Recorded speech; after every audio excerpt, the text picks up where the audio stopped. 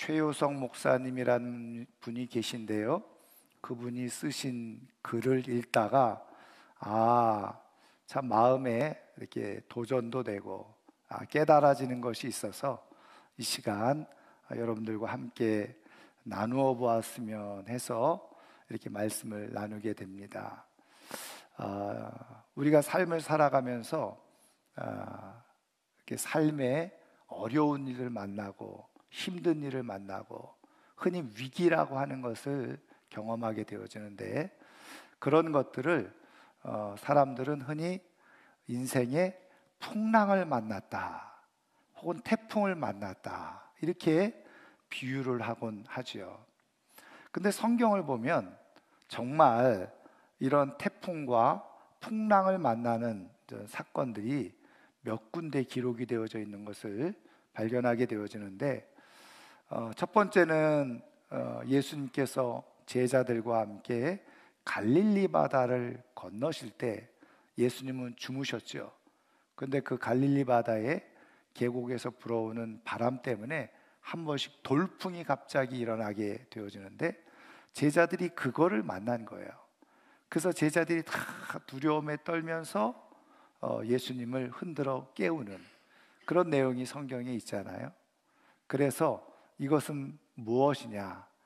우리가 그곳에 분명히 예수님도 계셨고 제자들이 예수님과 함께 했어요. 그 얘기는 뭐냐면 우리가 믿음을 가지고 신앙을 가지고 삶을 살아가는 상황 속에서도 돌풍을 만날 수 있다는 거죠. 그런데 그것은 어떤 거예요? 갑자기 불어닥친 예기치 못한 돌풍이라. 그래서 우리가 삶을 살아가다 보면 특별히 이게 믿음을 가지고 삶을 살아도 아무 문제 없는 것이 아니라 우리가 생각하지 못했던, 예기치 못했던 그런 위기들을 만날 수가 있다는 거죠. 그 다음에 이제 두 번째 사건은 사도행전 27장에 나오는 사도 바울이 이제 죄수의 신분으로 로마로 호송을 받잖아요. 그런데 그때 지중해를 지나는 과정 속에서 큰 태풍, 유라굴로라고 하는 태풍을 만나게 되어지죠.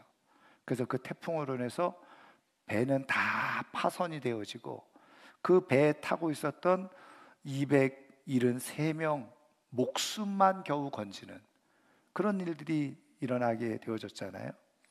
그와 마찬가지로 우리의 인생 속에서도 때로는 큰 풍랑을 만나게 되는데 그것으로 인해서 많은 것들의 손실을 경험하는 거죠. 그리고 겨우 목숨만 사는 경우가 있다는 겁니다. 근데 여러분 그 성경의 내용을 잘 알고 계시는 것처럼 왜 그 태풍을 만나게 되어집니까? 이유는 간단해요. 여러분 성경을 읽어보신 분들은 아시겠지만 바울은 지금 요 시기에 지중해를 가게 되어지면 반드시 태풍이 불 것이라는 것을 이미 알고 있었죠. 그래서 바울은 조금 더 지체한 다음에 태풍이 지나간 다음에 가자고 이야기를 해요. 근데 그 배를 호송했던 책임을 지고 있었던 백부장 율리오라는 사람이 누구의 말을 듣느냐? 바울의 말을 듣지 않고 어떻게 보면 그 뱃길에 잔뼈가 굵은 흔히 말하는 전문가라고 얘기하는 선장과 선주의 말을 듣죠. 그러니까 선장과 선주는 그냥 가자고 한 거예요. 여러분 그 뱃길에 그렇게 뛰어난 경험을 가지고 있었던 사람들인데 왜 그렇게 급히 가자고 했을까? 아마도 그들은 어떤 때는 태풍이 불기도 하고 어떤 때는 안 불기도 하니까 우리가 갈 때 요행을 바랬을지도 몰라요. 혹시 태풍이 안 불 수도 있으니까 하루라도 빨리 가는 것이 선주에게는 유리하고 선장도 그것이 유리하니까 그렇게 요행을 바라고 가려고 했던 거죠. 그러니까 우리의 삶에 위기를 만나는 경우도 어떤 위기가 있느냐? 분명히 그 길이 안 좋은 길이라는 걸 아는 거예요. 그리고 그것이 불법적인 길이라는 것도 알아요. 그런데 나는 괜찮겠지라고 요행을 바라고 가다가 엄청난 태풍을 만나는데 그때 만나는 태풍은 뭐예요? 파선하는 거예요. 파선. 여러분, 음주운전도 마찬가지잖아요. 그렇게 음주운전 하지 말라고 그러고, 음주운전 잘못하면 폐가 망신한다고 그러고, 그렇게 법적으로 그렇게 강조를 해도 여러분 사라집니까? 음주운전하고 얼마 전에도 부산에서 30대 음주운전자가 차를 몰고 나오다가 학원 마치고 돌아가던 중학생을 쳐서 죽였잖아요. 여러분, 자기가 그렇게 할 줄 알고 음주운전한 사람이 있겠습니까? 자기는 안 그럴 것 같은 생각이 드는 거예요.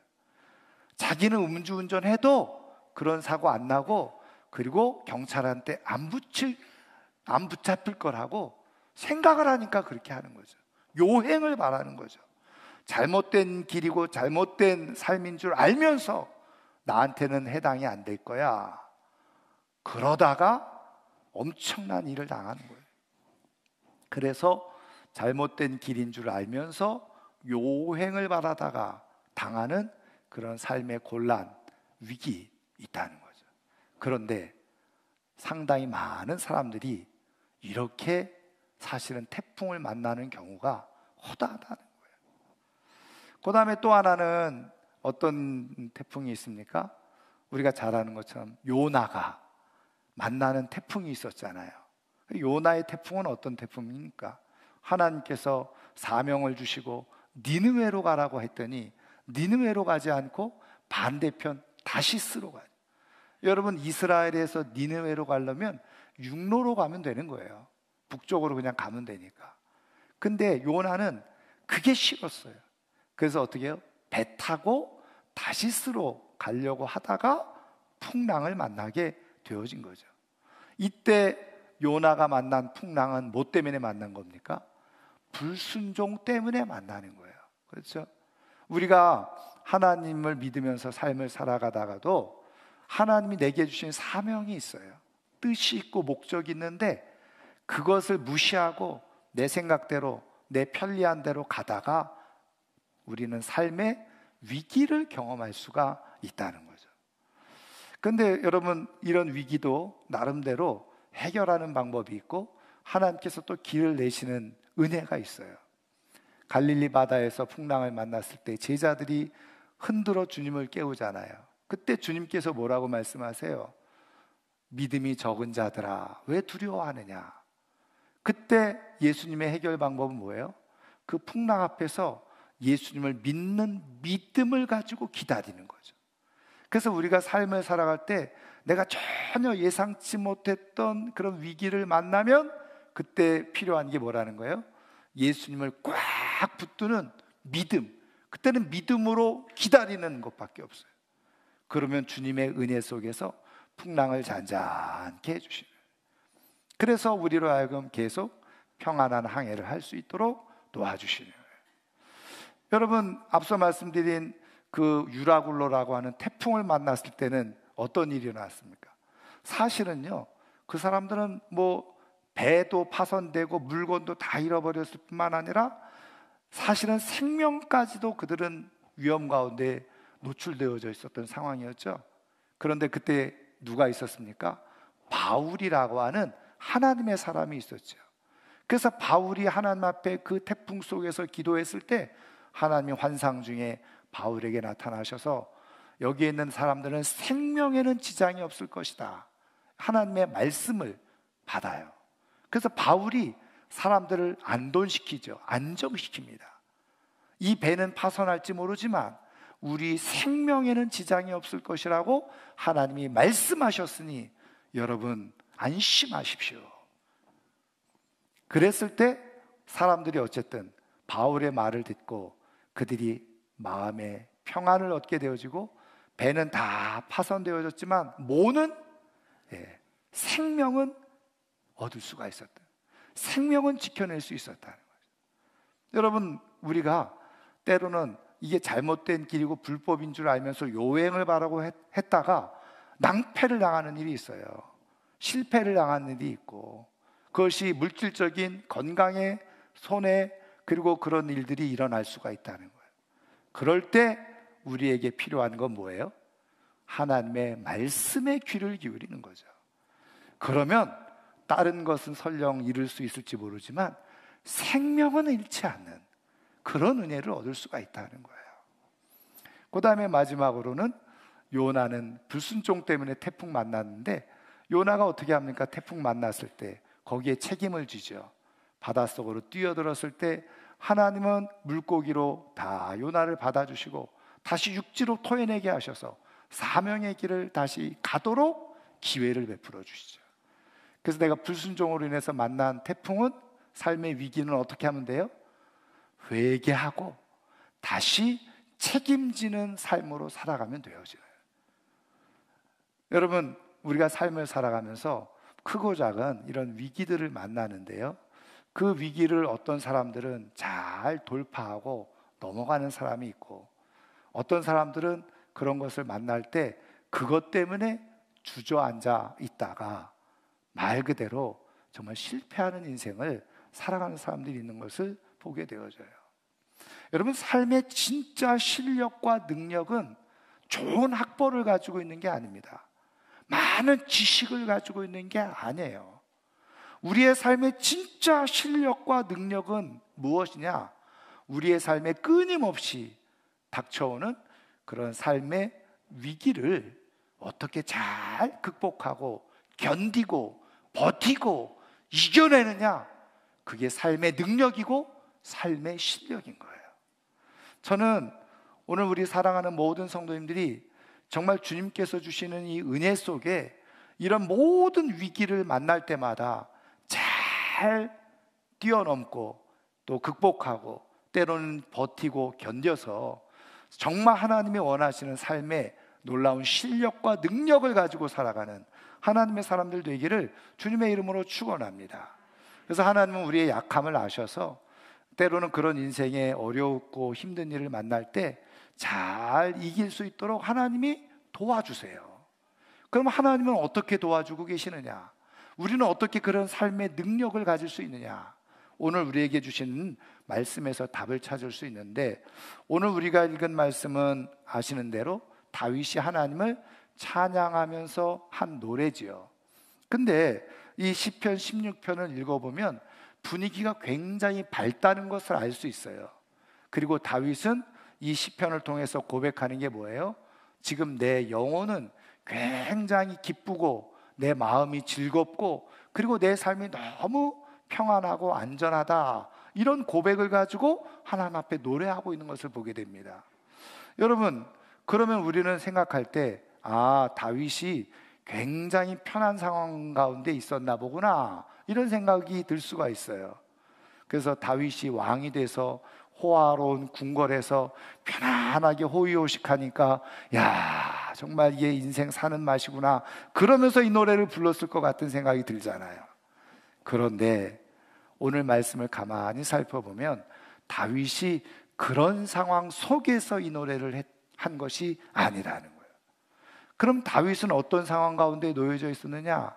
이 시편 16편을 연구했던 주석학자, 성경학자들은 무엇인지는 모르겠지만, 어떤 상황인지는 모르겠지만 다윗이 굉장히 곤경에 빠져 있었고 위기 가운데 놓여져 있을 때 이 찬양을 불렀다라고 해석을 하고 있죠.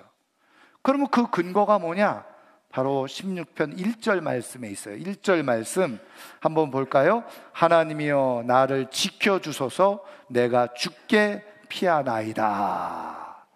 여러분, 내가 편하고 좋은데 아무 문제 없는데 하나님 나를 좀 지켜주세요, 내가 주님께 피합니다, 이렇게 기도하겠습니까?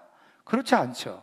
뭔가 다윗이 굉장히 어려움에 처해 있고 곤경에 처해 있는 거예요. 무엇인지는 모르고 어떤 상황인지는 우리가 알 길은 없지만 나름대로 다윗의 입장에서 정말 삶의 어둠 가운데 둘러싸여 있는, 짙은 안개 속에 둘러싸여 있는 곤경에 처해 있는 상황이 있었던 거죠. 그러니까 하나님 앞에 어떻게 해요? 하나님, 이런 상황 속에서 나를 좀 꼭 지켜주세요, 내가 주님께 피합니다, 이렇게 지금 고백을 하고 기도하면서 지금 이 찬양을 불렀다는 거예요. 근데 앞서 말씀드린 것처럼 이렇게 깊은 위기 속에, 이 곤경 속에 어떻게 다윗은 내 마음이 즐겁고 기쁘고 내 영혼은 평안하고 그리고 내 육체는 안전합니다, 이렇게 고백할 수 있었느냐는 거예요. 여러분, 그 답이 어디 있을까요? 여러분, 오늘 우리가 읽은 말씀 8절 말씀 보세요. 자, 8절 말씀 다 같이 한번 읽어보겠습니다. 내가 여호와를 항상 내 앞에 모시며 그가 나의 오른쪽에 계심으로 내가 흔들리지 아니하리로다. 아멘. 삶의 상황이 막 요동치고 흔들릴 만한 상황이었어요.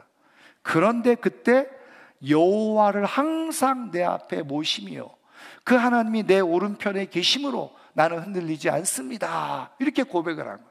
한마디로 말하면 지금 짙은 안개, 어둠 속에 둘러싸여 있어서 그 다윗의 인생이 큰 위기와 곤경 가운데 처해 있는데, 그때 다윗은 누구를 생각한 거예요?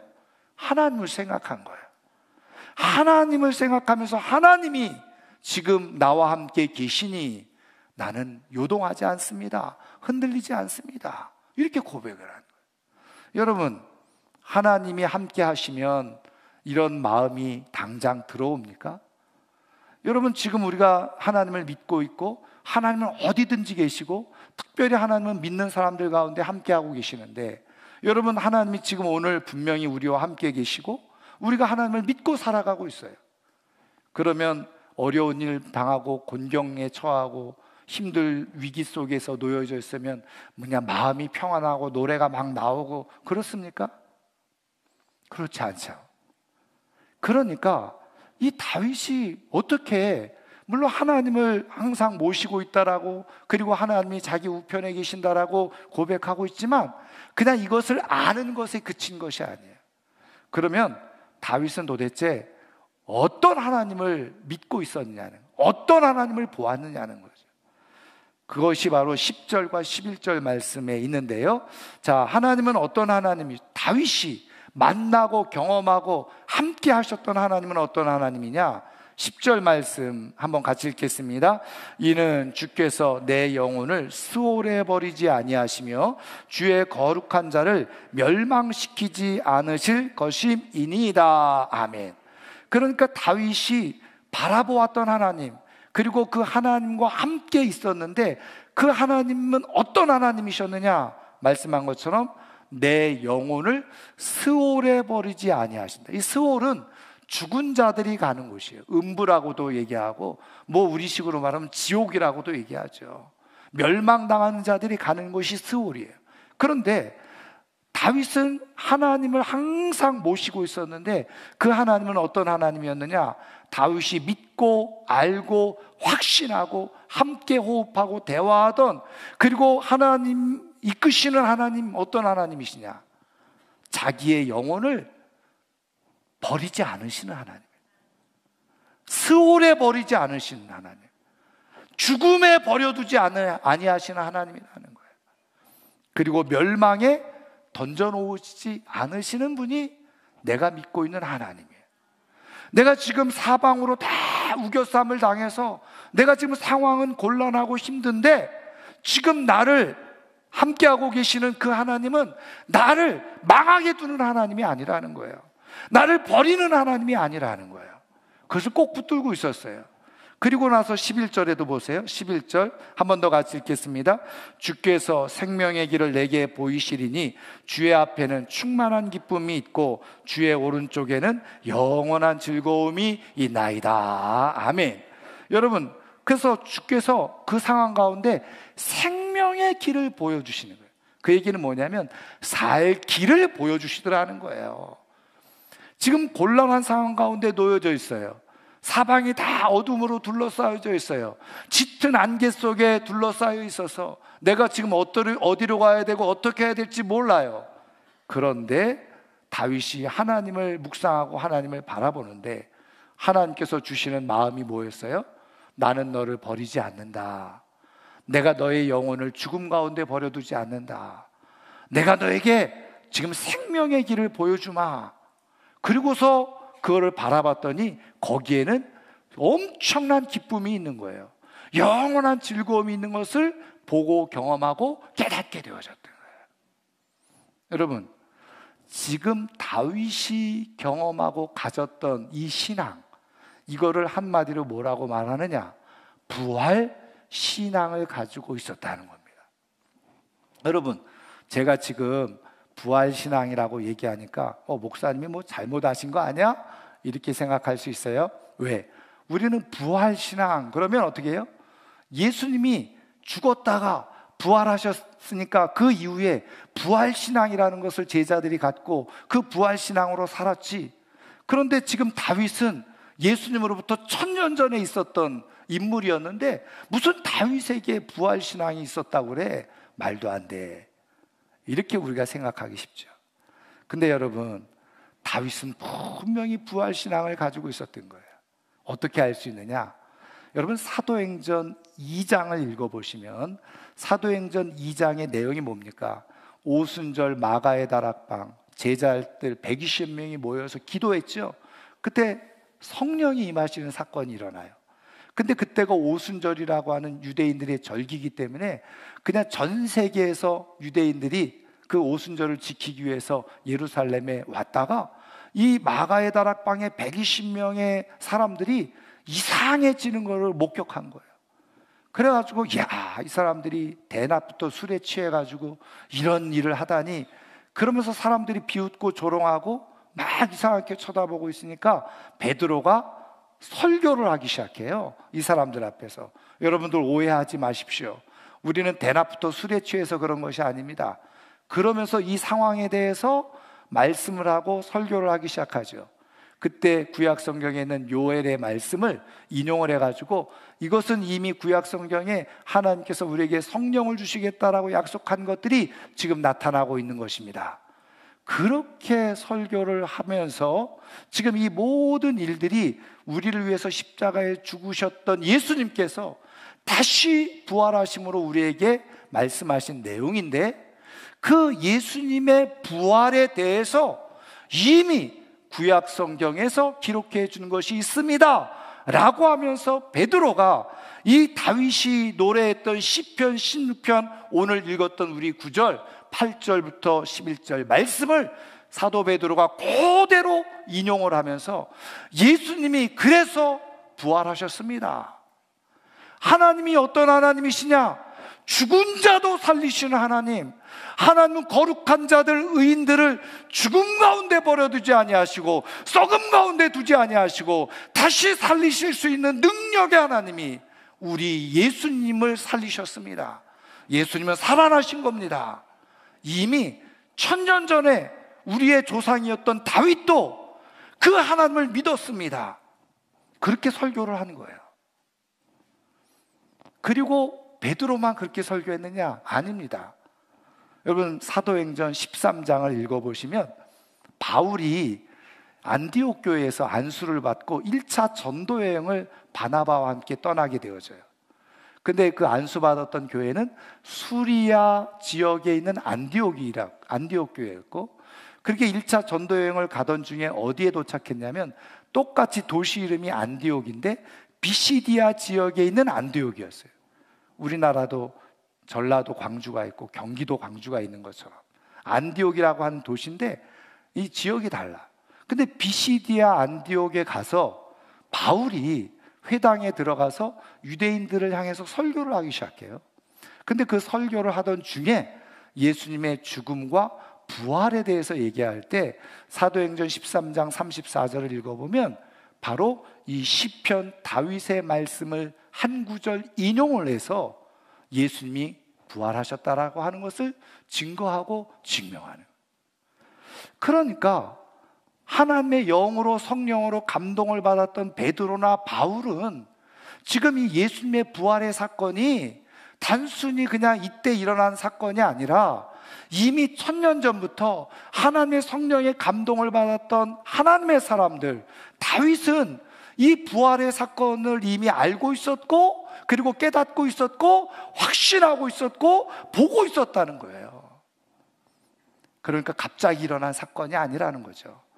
전능하신 하나님, 죽은 자를 살리시는 하나님의 능력이 예수 그리스도를 살리셨다는 거예요. 그러니까 지금 이 다윗이 본 거는 뭐예요? 똑같은 거죠. 하나님은 어떤 하나님이시냐?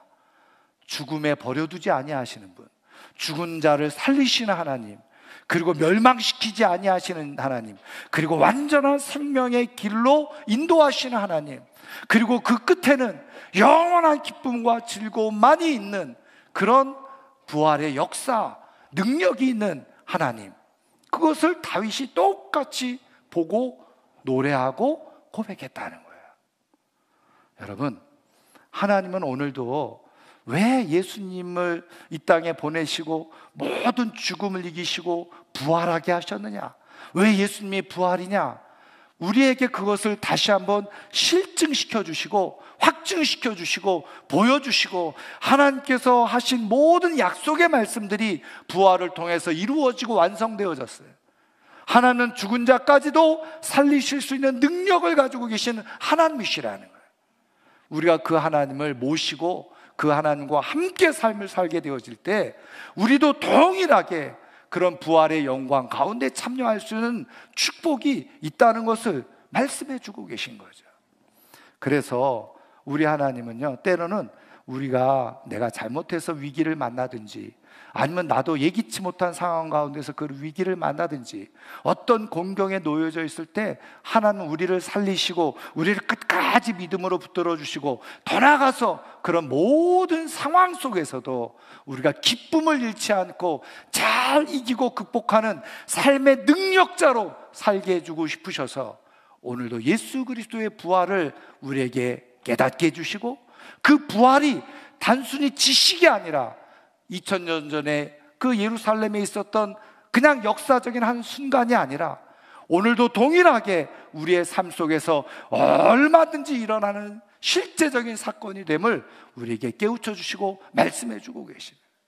그래서 이 예수님의 부활을 머리와 생각과 지식으로 아는 것이 아니라, 지금도 하나님은 얼마든지 이러한 부활의 은혜와 부활의 능력을 우리에게 베푸실 수 있는 분이시지, 예수님을 통해서 그것을 우리에게 확증시켜 주셨지, 그리고 그 부활하신 예수님이 지금도 부활의 영으로 우리 가운데 우리와 함께 계시지, 그것을 확신하고 그 실제의 삶을 살아가는 사람은 아무리 어둠과 안개 속에 둘러싸여 있어도 오늘 다윗이 고백한 것처럼 내 마음은 기쁘고 내 영혼은 즐겁고 내 삶은 안전할 줄 믿습니다, 이렇게 고백하며 산다는 거예요. 저는 오늘 이 다윗의 고백이, 이 다윗의 부활신앙이 오늘 우리의 신앙이 될 수 있기를 주님의 이름으로 축원합니다. 여러분, 인도네시아의 보르네오에서 선교하고 계시는 선교사님이 쓴 글을 간단하게 제가 읽었는데, 거기에 이제 이 보르네오라고 하는 섬, 정글인데 거기에 이제 원주민들이 사는데 거기에 선교를 하는 분인데, 종종 선교지에 이제 교회에서 교인들이 이렇게 선교지 방문할 때가 있잖아요. 그러면은 이제 그곳을 모시고 간다는 겁니다. 근데 이 보르네오라고 하는 섬에 들어가서 정글로 들어갈 때 이제 배를 타고 이제 보트를 타고 이렇게 이제 들어가게 되어지는데, 거기에 들어가다 보면 엄청난 광경들을 보는데, 그것을 어떤 광경이냐면 악어떼들이 득실득실하는 것을 보게 된다는 거예요. 강가에, 우리가 왠지 영상에서 보는 것처럼 강가에 막 악어떼들이 다니고 물속에서 악어떼들이 막 헤엄쳐서 다니고 막 이런 것들을 보게 된다는 거예요. 여러분, 악어 중에서 인도네시아 악어가 제일 험악한 거 아시죠? 그런데 그 악어들 한 번씩 잡아가지고 배를 갈라보면 거기에 막 사람들이 통째로 들어가 있기도 하고 막 그런 일들이 일어났잖아요. 그러면 여러분, 그런 악어들을 보면 사람들이 얼마나 무서워하고 그냥 벌벌 떨고 와, 끔찍하다 이런 생각을 하지 않겠어요? 그런데 이 선교사님이 아주 놀라운 거를 깨달은 거예요.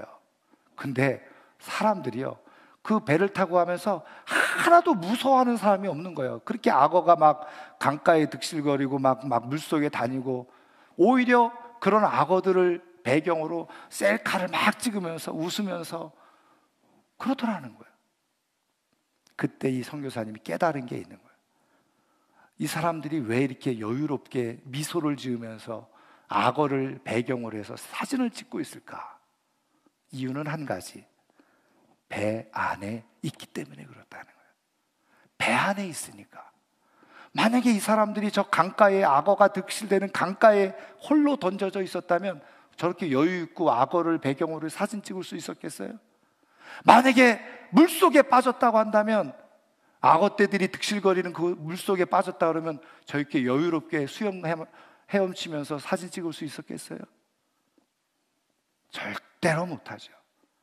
근데 그들이 그렇게 여유를 부리면서 웃으면서 미소를 지으면서 악어를 배경으로 사진을 찍을 수 있었던 이유는 그들이 배 안에 있었기 때문이라. 배 안에 있으니까 안전하게 느껴진 거예요. 문제가 없이 느껴진 거예요. 주변에 다 악어떼들이 득실득실해도 그것이 아무 위협이 되지 않고 문제가 되어지지 않더라는 거예요. 사랑하는 성도 여러분, 우리가 하나님 안에 있으면 아무리 어둠이 짙어지고 안개가 깊이 껴도요, 그 하나님 배 안에 내가 있다는 것을 확인하는 순간부터 우리는 어쩌면 어둠을 배경으로, 짙은 안개를 배경으로 웃으면서 사진을 찍을 수 있는 그런 여유가 있어질 수가 있다는 거예요. 그게 바로 뭐냐? 부활신앙. 하나님은 전능하셔서 우리를 버리지 아니하실 뿐만 아니라 죽음 가운데서도 우리를 건져내실 수 있는 분, 그 하나님이 나의 아버지가 되신다라고 믿고 그 하나님이 지금 내 안에 계시고 그 실제로 그것을 부활을 경험하셨던 그 부활의 영이신 예수님이 내 안에 계시다는 것을 내가 느끼고 깨닫고 확신하고 그것을 보게 되어지는 순간, 우리는 사방의 깊은 어둠과 안개 속에서도 여유로운 미소를 지으면서 살아갈 수 있는 능력을 갖게 되어진다는 거예요. 그래서 하나님은 오늘도 우리에게 부활하신 예수님을 나타내 보이시면서 우리에게 확신을 주시는 거죠. 여러분, 예수님의 부활은 예수님만 위해서 부활하신 게 아닙니다. 예수님의 부활은 예수님이 사람들에게 영광 받으시려고 부활하신 게 아니에요. 예수님이 부활하신 것은 하나님의 능력으로 누구든지, 예수님이 부활의 첫 열매가 되신 것처럼 누구든지 죽음 가운데서도 멸망 가운데서도 다 망한 것 같은 가운데서도 생명을 가지고 살아갈 수 있다는 것을 확실하게 보여주신 사건이 예수님의 부활이라는 거예요. 그래서 예수님도 뭐라고 말씀하셨어요? 요한복음 11장 25절에 나는 부활이요 생명이니 나를 믿는 자는 죽어도 살겠고 살아서 믿는 자는 영원히 죽지 아니하리라. 영원히 죽지 아니한다는 게 어떤 의미가 있어요? 영생을 얻는다는 의미도 있겠지만 저는 삶을 살아가면서 생명을 잃지 아니하고 하나님의 보호 속에 살아가는 축복이 있다는 것을 약속해 주시고 말씀해 주고 계십니다. 하나님은 예수 그리스도의 부활을 통해서 우리가 때로는 인생의 짙은 어둠과 안개 속에 갇혀 있는 것처럼 느껴져도 그 예수님의 부활을 실질적으로 우리가 깨닫고 확신하고 그것을 내 마음속에 받아들임으로 말미암아 부활의 능력을 가지고 어둠을 뚫고 그리고 견디고 살아가도록 우리에게 역사하시고 말씀하시는 줄 믿습니다. 부활신앙은 어둠을 뚫어요. 부활신앙은 짙은 안개 속에서도 빛을 보는 역사가 있는 줄 믿으시기를 주님의 이름으로 축원합니다. 그래서 사람들은 이상하게 보죠. 왜? 다 지금 사방 어둡고 짙은 안개에 있어서 야 어떻게 살아야 되나 아우성치는데 이 사람은 그냥 희죽희죽 웃으면서 그냥 하나도 근심 걱정 없는 것처럼 살아가는 거예요. 이것이 바로 부활신앙을 가지고 있는 사람들의 삶의 능력인 줄 믿습니다. 말씀을 마치려고 하는데요, 빛과 소금이라고 하는 기독교 잡지에 소개된 글입니다. 어느 딸이 어머니의 장례식을 마치고 글을 쓴 거예요. 그 글의 내용이 이런 겁니다. 1997년 11월 달 사랑하는 엄마가 갑자기 뇌출혈로 쓰러졌어요. 그래가지고 병원으로 후송을 했는데 그 순간부터 식물인간이 된 거예요. 자는 것처럼 온몸은 꼼짝도 하지 않고 호흡은 있고 그래서 7개월 동안 병원에서 치료를 받다가 안 되겠다, 병원비도 비싸고, 다시 집으로 모셨어요. 집에서 7년 동안 이 딸이 이 어머니를 간호를 한 겁니다. 근데 또 그런 분들을 종종 한 번씩 이게 문제가 생기잖아요. 그래서 또 딸도 너무 힘든 거예요. 여러분 아시죠? 예, 김병에 효자 없다고. 아니, 꼭 그런 거보다 집안에 환자가 한 사람 있으면요, 식구들이 환자가 될 가능성이 높아요. 저희 어머니가 저희 아버지 17년 동안 모시면서 환자가 되셨잖아요. 그러니까 딸도 그러다 보니까 자꾸 우울해지고 삶이 무기력해지고 삶이 재미도 없어지고 굉장히 힘들어지는 거예요. 그래서 할 수 없이 다시 어머니를 병원으로 모셨어요. 그래서 어머니가 요양병원에서 13년 동안 식물인간으로 누워 계시다가 총합 20년 동안 식물인간으로 그렇게 계시다가 돌아가시게 된 겁니다. 돌아가시기 전에 병원에서 전화가 왔죠. 아무래도 어머니께서 임종하실 것 같으니까 빨리 오시라고. 그래서 분이 나게 갔습니다. 가서 본 어머니의 모습은 정말 너무 형편이 없었어요. 20년 동안 누워 있으면서 피부는 여기저기 온몸에 멍이 들어있고, 그리고 앙상하게 뼈만 남아있는, 정말 어떻게 보면은 보지 못한 그런 어머니의 모습, 몰골을 가지고 계셨던 거죠. 그게 너무 비참해 보이는 거예요. 불쌍해 보이고. 살아생전 고생했던 어머니, 이렇게 20년 동안 식물인간으로 누워서 고생하셨던 걸 생각하니까 가슴이 무너지는 거예요. 그래서 임종되셨다는 것을 듣고 이제 장례식장에서 앰뷸런스가 와서 장례식장으로 이제 모시고 가야 되는데, 2시간 동안 어머니의 시신을 앞에 두고 딸이 통곡하면서 울면서 이렇게 얘기를 하죠. 엄마, 그동안 너무 수고 많았어요. 엄마 사랑해. 그러면서 계속 그 엄마의 얼굴을 어루만지면서 계속 눈물이 나오는. 드디어 앰뷸런스 차가 와서 어머니를 모시고 가는 순간에 그 차디찬 병원 콘크리트 바닥에 제가 털썩 다리에 힘이 빠져가지고 주저앉았어요. 그리고 자기도 모르게 마음속에 있었던 엄청난 이 슬픔과 통곡들이 나오기 시작한 거예요. 엄마의 인생을 생각해 보니까 힘들고 어려운 인생을 살았는데, 그것도 한 번 제대로 된 인생 경험하지 못하고 20년 동안 병원 생활하다가 돌아가셨으니까 억울한 생각이 들어요. 가슴 아픈 생각이 들어요. 그래서 그 병원 바닥에서 통곡하면서 막 울고 있는데, 그때 부활하신 예수님이 자기 앞에 나타나시는 것을 이분이 경험하게 된 거예요. 근데 그 예수님이 자애로운 표정으로 뭔가를 자기에게 말씀하시는 것 같은데, 자기가 막 우는하고 그 음성을 못 들은 거예요. 그 그냥 뭐라고 말씀하시는 것 같은 것만 들었는.